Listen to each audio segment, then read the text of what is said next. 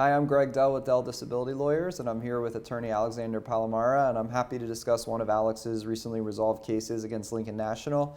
And Alex, we love to talk about these particular cases because it shows how we've been able to help clients, which is what we're passionate about, and it also helps clients to understand how they can win their appeal if they've been denied, and also provide some tips for them to help avoid a denial. So let's first talk about the background of your case, the reasons that Lincoln National denied, and the strategies that you employed to be successful. Well, this guy came to us after being denied benefits, and he sent me a copy of the denial letter, and the first thing I noticed, it was denied as a pre-existing condition. Oftentimes when I see a denial based on this reason, I go, this might be a tough case, might be something I can't take on, because sometimes it's hard to beat a pre-existing condition denial. And what a pre-existing condition denial is essentially if you're a covered person under one of these group disability insurance policies and you're only covered under the policy for typically less than a year, and you end up making a claim that you're disabled, if it's caused by a condition that you had prior to your coverage under the policy, typically the disability insurance companies can deny your claim. It's a pre-existing condition. So if you have a pre-existing condition, you typically want to stay covered under the policy for longer than a year. So if you're covered under the policy longer than a year, then the pre-existing condition clause is no longer in effect in most of these disability insurance policies.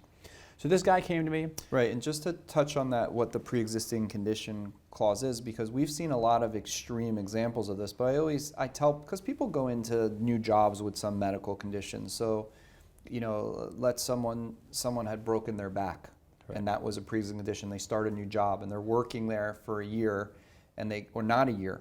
Let's even make it so extreme. They're there for 11 months and 29 days. I've seen that. Or whatever. Right, we've seen that. And then they go, I can't. They've been working the whole time, and then they end up filing a date of disability at 11 months and 30 days based upon a back, which has been a condition for this person for years. The disability company is going to say, yeah, we think it's disabling, but it's pre-existing. Had you waited until another week, 1 year day, and right, 1 day, then you'd be covered. And that is one thing that people don't realize, because people come in with things that they've had medical treatment for. But what's interesting is that in a group policy, you can get coverage for a pre-existing condition if you can work a year with that condition. Had that person, in my example with the back condition, gone to buy a private policy, they would have had their back excluded, because the disability company would say, there's no way we're going to cover you for your back. So pre-existing condition, when someone has only been employed, in this case we're in the ERISA group context, if you've only been there for a year or less, they're going to do that background check, and that's 100%. Obviously what happened here. And if you think there might be an issue as your claim might be denied as a pre-existing condition, they should call us first, and we can easily answer this question. Say you might need to work another two weeks or 2 months or 3 months before you make this claim. And if you do work that longer period, you might have no problem whatsoever getting approved, but if you apply too early, you might get denied. So this guy came to me. He used to work at Server Central, now known as DEFT. It's an IT infrastructure provider, pretty big company. He was an IT project manager. Made a very good living over there. But unfortunately, in December of 2020, he went to the ER. He went to the ER, diagnosed with a transient ischemic attack. He had actually been to the ER a couple weeks earlier because he was suffering from dizziness and other issues. And then 2 weeks later, he's found himself back in the ER, and right before Christmas in December of 2020, this time diagnosed with having a cerebral vascular accident, also known as a stroke. So unfortunately for him, he had only worked at his company for 4 months. He realized he had a stroke. He realized there's nothing I can do. He had so many impacts from his stroke. There's nothing, he could not go back to work with his long-lasting impacts of his stroke. So he realized he had coverage under a disability insurance policy. The policy was with Lincoln National. So he did the only thing that he could do is file a claim for disability benefits. He said to himself, I don't need any help. I'm going to file this claim on my own. This claim is going to be approved because look at me now. Right. And he filed the claim, and lo and behold, what did Lincoln National do? They went ahead and denied the claim. Now, it took him about 6 months to deny the claim because what they did was they gathered documentation.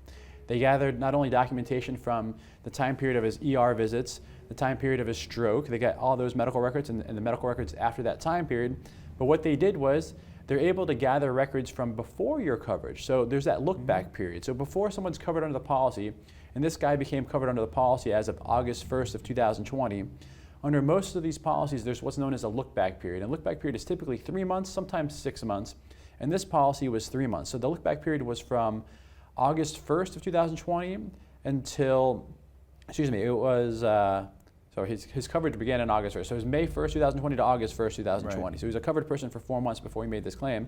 But they got medical records from that look-back period from May 1st to August 1st. There's actually one medical record they got, which is a normal checkup for this guy.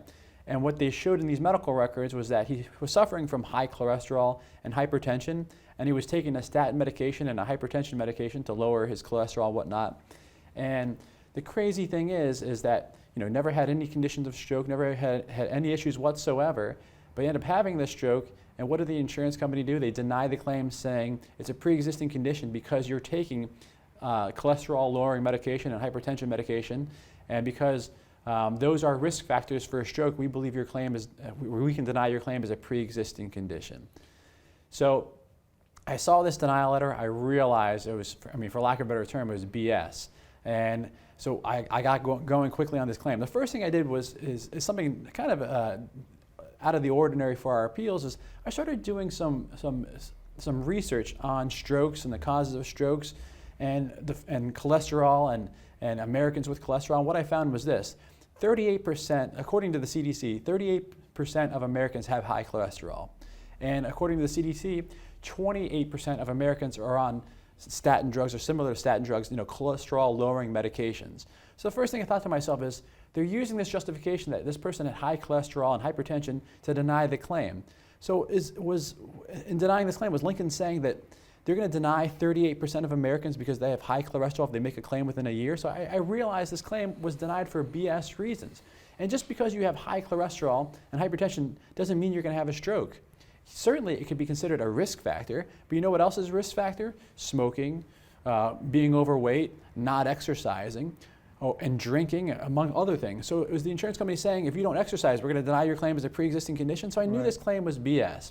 And as soon as the guy hired us to represent him on this claim, I got a copy of the claim file, and the first thing I did was I found a copy of the review they were relying upon. So what Lincoln did to deny this claim, they had this doctor by the name of Guru Motke, who's a neurologist, perform a review of this claim. And the most ridiculous part of his review, it says, I find that due to his suffering from hypertension and high cholesterol, it was likely that such was likely the cause of his stroke. So the word likely stood out to me. So this guy wasn't even making a guaranteed prediction. It was basically making an assumption and a guess, saying, I'm guessing that's what was the cause of this stroke, and that's why it's a pre-existing condition, and Lincoln jumped on it and denied the claim. So it was kind of, again, I'm sorry for being crude, but it was a BS denial based on a BS review. And that's what we did. We had to challenge this review, and thankfully we did, and we were very successful, and we got our client now on claim. What type of doctor was the claimant treating with? And all the appropriate doctors. He obviously went to the ER, saw the ER doctors, neurologists. He saw people stroke specialists and whatnot. He was seeing all the appropriate doctors, and with the appeal, what I did was I went to he had 3 different treating providers, went to each of them, and I gathered up support. And some of the support I gathered up was each of them saying that no, it was not a pre-existing condition. He had no stroke previously. Yeah, he had high cholesterol and hypertension that he had been treating on for a number of years, but those were not, while they might be risk factors, they were not causes of his stroke. No one knows the cause of his stroke. And with the appeal, so I got them to all say that. I got them all to agree that being male is a risk factor. There's various risk factors that there's no way they could say that his hypertension or high cholesterol caused this stroke. The other thing I pointed out that Dr. Motke, the independent reviewer, ignored was there was actually medical records from the look-back period. And actually, the one record that he cited to actually showed that my client's cholesterol levels were lowering. So from a previous period before the look-back period to the time to the medical record in the look-back period, his cholesterol was lowering. So that means the statin medications were working. And also during his first hospital visit in November of 2020, while he was there, they did a brain CT scan, and it came back normal. All of his ventricles and whatever all came back normal. And this independent consultant doctor overlooked all this or didn't utilize it in his review, and it's kind of offensive. It's like he highlighted that the one thing that said maybe it's likely the cause of the stroke are these things, and he overlooked so many things that showed that was not the cause of the stroke. Because you've handled a lot of stroke type cases, and it doesn't mean for every person who has a stroke that they have high cholesterol, high blood pressure. You can have plenty of people who have strokes who don't have either of those risk factors. And 38% of Americans are not going to have strokes. Just because they have high cholesterol doesn't mean they're going to have strokes. It's just, we live in a country where we reap terribly.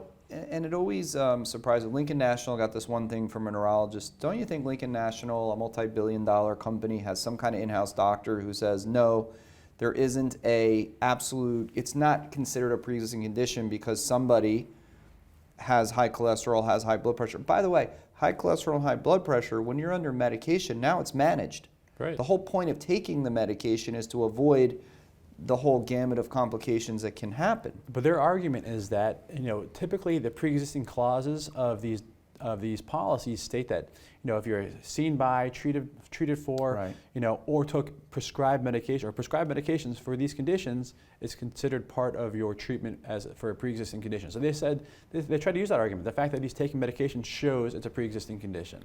Right, but the fact of taking the medication prevents the thing of having a stroke, and a stroke is not synonymous necessarily with high blood pressure or cholesterol. Certainly, it's something that can happen, but like you said, it's not fair. Otherwise, you'd say basically you could take any gamut of any medication or any symptoms that they had and all the other things that you brought up in terms of lifestyle and say those were pre-existing risk factors as well. So how long did it take to get this? 90 days. That was day 90. So they took a hard look at this claim, and the reason why they did is because the guy was a good earner. They had to pay. They're paying a lot of money right now. So, how much was the monthly benefit? I think about $8,000 per month.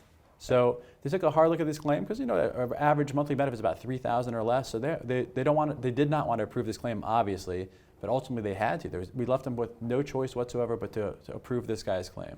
And I know it's funny how you said it was a BS, a BS claim, but when you look at it, and I bring up the issues about the medication, and you see that, they had a leg to stand on, a weak leg, and in your opinion, you knew that you could blast through it from your experience of handling so many stroke cases, but other people might look at this who aren't experienced in this area and be like, no, I'm sorry, I can't help you. So it was great that this claimant was able to find you and that you were able to, for you, relatively efficiently and strategically combat that and get the other doctors on board combined with your medical research to put together a great appeal, because this claimant had, this policy is worth hundreds of thousands of dollars, if not over the $1 million range. So this was a very strong victory. And moving forward, how will you continue to protect benefits for the claimant? Well, we need to always provide updated proof of this claim. Just because we're approved doesn't mean he's going to be approved until he's age 67 when the policy expires.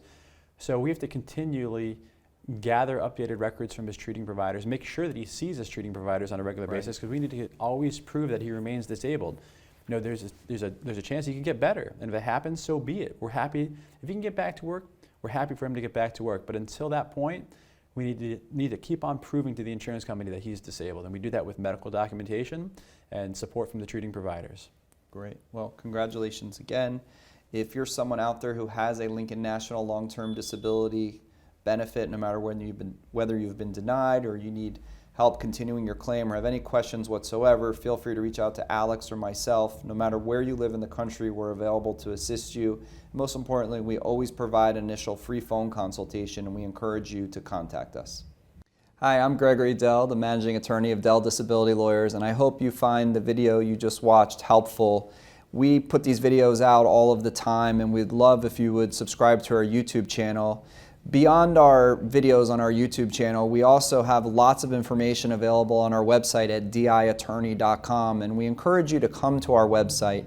The goal is that we want you to be educated about the disability insurance process, and when you get to our website, you'll see that we have information all about your specific disability insurance company, your occupation, and your medical condition. And we've designed our website such that you can easily search our website to find things that you may specifically be looking for. Now, at our website, we have thousands and thousands of pages of information, hundreds of videos that you can search, plus we're building a section of reviews of all the disability insurance companies, and we have the Ask Our Lawyer section where you can go ahead and ask us any questions that you may have. Now, we realize that you may not need us right now, but you may need us in the future to help you with your disability claim, and we think one of the best ways to keep in touch is by clicking the button below and subscribing to our channel. And most importantly, again, no matter where you live in the country, we're always available. Just go ahead and give us a call. We're happy to discuss your claim and let you know immediately if we can help you.